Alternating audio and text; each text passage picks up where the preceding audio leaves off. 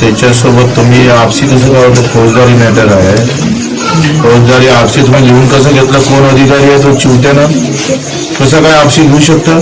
Civil matter आहे का ते? एखाद्याचा खून झाला आणि तुम्ही आपसी करताय पोलीस मध्ये?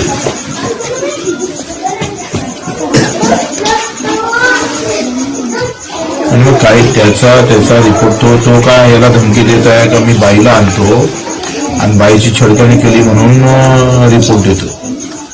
खोटे रिपोर्ट चालणार कसं पोलीस मध्ये? त्याचा उद्या रिपोर्ट घ्या साल्याचा आणि त्याच्यानंतर रिपोर्ट आल्यानंतर पाहू मग काय करायचं.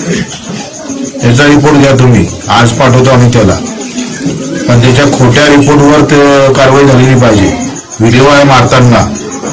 मंगरुळपीरच्या तालुका कृषी अधिकाऱ्यानं ज्या शेतकऱ्याला मारलं त्याची भेट बच्चू कडूंनी घेतलेली आहे आणि त्यानंतर ते पोलीस स्टेशनला बोलतायत की कोणता तो अधिकारी होता की ज्यानं हे आपसात केलं. आणि त्यावेळी त्यांनी दोन गोष्टीचा उल्लेख केला, एक म्हणजे सिव्हिल आणि दुसरं म्हणजे फौजदारी.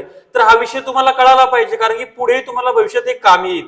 सिव्हिल म्हणजे काय की दिवाणी कोर्ट आपण ज्याला म्हणतो, आणि फौजदारी म्हणजे काय तर क्रिमिनल कोर्ट आपण ज्याला म्हणतो.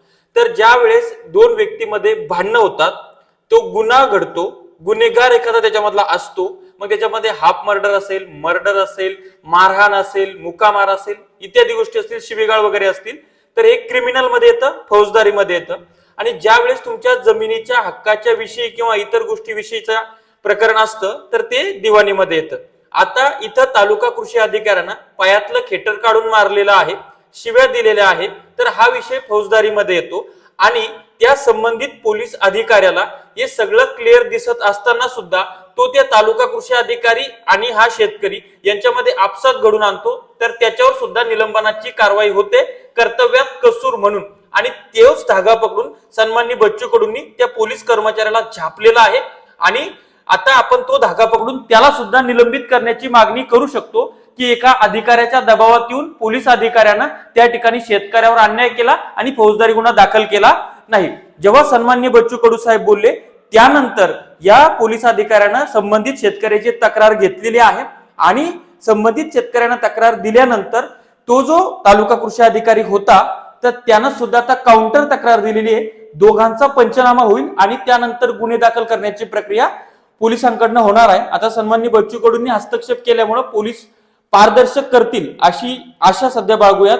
त्यानंतर आता तो जो अधिकारी आहे त्याला जे निलंबित करण्यात आलेले आहे ते पत्र आपण वाचूया. स्क्रीनवर पण दाखवतो आहे.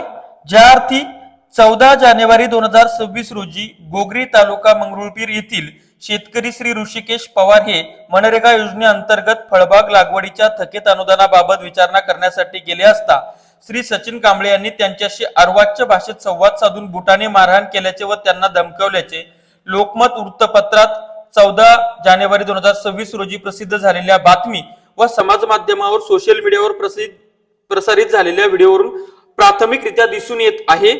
सदर अधिकाऱ्याचे हे वर्तन शासकीय शिस्तीला धरून नसून ते लोकसेवकाच्या विहित आचारसंहितेचे उल्लंघन करणारे आहे. त्यामुळं 1981च्या कलम म्हणजे नियम 3च्या तरतुदीशी विसंगत असून ते शिस्तभंगविषयक कारवाईस पात्र ठरते. सबब सदर घटनेचे गांभीर्य आणि उपलब्ध प्राथमिक पुरावे विचारात घेता महाराष्ट्र नागरी सेवा शिस्त व अपील नियम 1979च्या नियम 4.1 अनुसार श्री सचिन भास्कर कांबळे तालुका कृषी अधिकारी मंगरुळपीर जिल्हा वाशिम यांना निलंबित करण्याची शिफारस आयुक्त कृषी यांनी शासनास केली आहे. त्या अर्थी आता शासन महाराष्ट्र नागरी सेवा शिस्त अपील नियम या दिलेल्या शक्तीचा वापर करून याद्वारे उक्त श्री सचिन भास्कर कांबळे तालुका कृषी अधिकारी मंगरुळपीर जिल्हा वाशिम यांना या आदेशाच्या दिनांकापासून तात्काळ निलंबित करीत आहे. म्हणजेच काय 17 जानेवारी 2026 ला हा जो आदेश आलेला आहे या आदेशानुसार सचिन कांबळे यांचं निलंबन झालेलं आहे.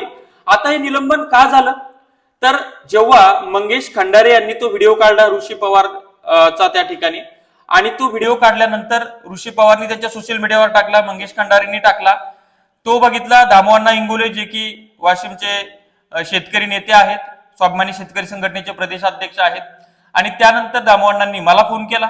मी तो माझ्या सगळ्या सोशल मीडियावर टाकला. मी माझं मत व्यक्त केलं, शेतकऱ्यांना खडबडून जागा केलं. 8 ते 9 लाख लोकांपर्यंत मी तो व्हिडिओ पोहोचवला. त्यानंतर प्रचंड लोकांच्या टीका झाल्या. त्यानंतर सन्माननीय रविकांत तुपकर यांनी सुद्धा प्रशासनाला इशारा दिला की लवकरात लवकर त्याच्यावर निलंबनाची कारवाई झाली पाहिजे। त्यानंतर सन्माननीय दामोअण्णा इंगोले यांनी कलेक्टरला घेराव घातला, जिल्हा अधीक्षक कृषी अधिकाऱ्यांना घेराव घातला, जाब विचारला आणि त्यानंतर सन्माननीय बच्चू कडू यांनी भेट दिली आणि पोलिसांना फोन केला आणि पोलिसांना तक्रार घ्यायला भाग पाडलं। अशा पद्धतीनं ह्या सगळ्या प्रकरणाला शेतकऱ्यांनी आपल्यावर एक अधिकारी अन्याय करतोय या गोष्टीला त्या ठिकाणी प्रचंड सिरियसली घेतलं आणि याचा परिणाम हा निलंबन होण्यामध्ये झाला। आता त्याचं निलंबन झालेलं आहे, त्याला त्या शेतकऱ्याच्या पाया पडावं लागणार आहे आणि त्याच्यावर गुन्हा सुद्धा दाखल होणार आहे। हे सगळं झालं तुमच्या एकजुटीमुळं, हे सगळं झालं तुमच्या प्रतिसादामुळं, हे सगळं झालं ते तुमच्या प्रयत्नामुळं।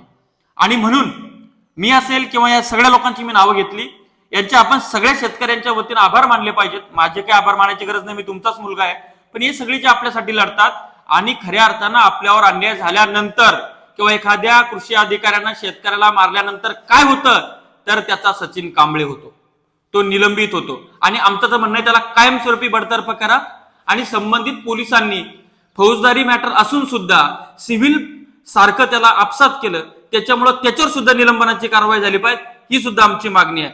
त्यामुळं शेतकरी एकजुटीचा हा विजय आहे। त्यामुळं आता उठवूस सारे रान, आता पेटवूस सारे रान आणि मायबाप शेतकऱ्यांसाठी लावू पणाला प्राण।